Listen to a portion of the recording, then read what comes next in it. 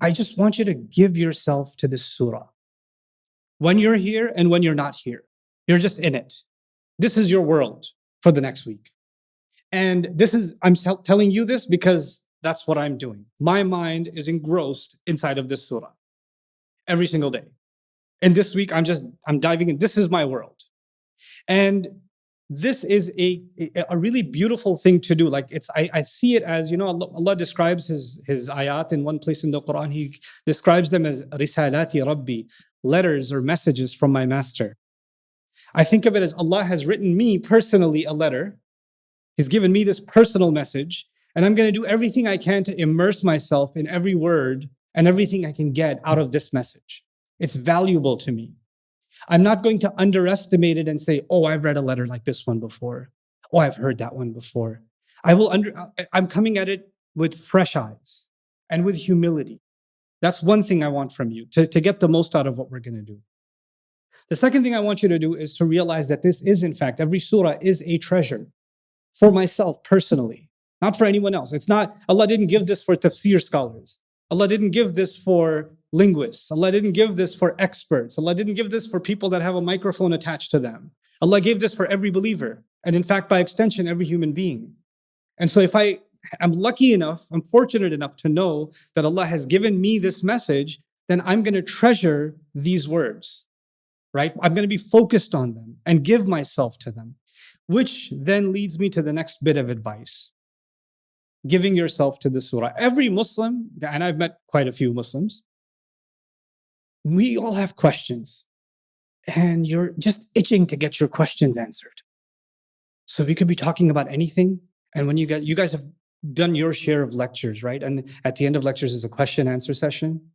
And 99.9% of the time, the questions at the end of a lecture, do they have to do with the lecture or no? They don't.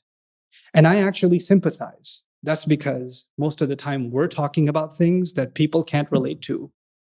And that's why they're asking questions that are actually relevant to their life. So instead of getting mad at the audience, why are you asking that question? Maybe we should be paying attention to the fact that those are the unanswered questions. Maybe it should be the other way around, right? But I'm going to bring that back the other way now. You may have lots of curiosities about lots of things in Islam. And you might find this as an opportunity to think about those questions or get a chance to ask that question. Like some of my favorites, I wrote some of them down. What time should Elon Musk do iftar from the moon? And when is Maghrib on Mars? You may have more interesting questions than those. The point is, this week, let Allah be the one to ask the questions. This week, let your questions go. Just let them go. And the only questions I should have and the only questions you should have is, what is this ayah telling me? What am I getting from this? What is Allah giving me here? What do I benefit from this? In what way will my life be illuminated by what Allah is saying? You understand? And this is the attitude that changes the way we even ask our questions about our religion.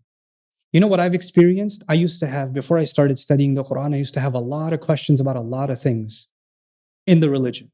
Philosophical questions, legal questions, fiqh, you name it. And then I decided to just let my questions go for a little bit and just study the Qur'an. Just let Allah be the one that decides what I should think about, what I should wonder about, what I should be curious about. And you know what happened in my personal life? All of my questions disappeared. Either they got answered in a way by Allah without me even asking that nobody could have answered, or I realized how irrelevant the question was. I just realized that because Allah sets priorities too, right?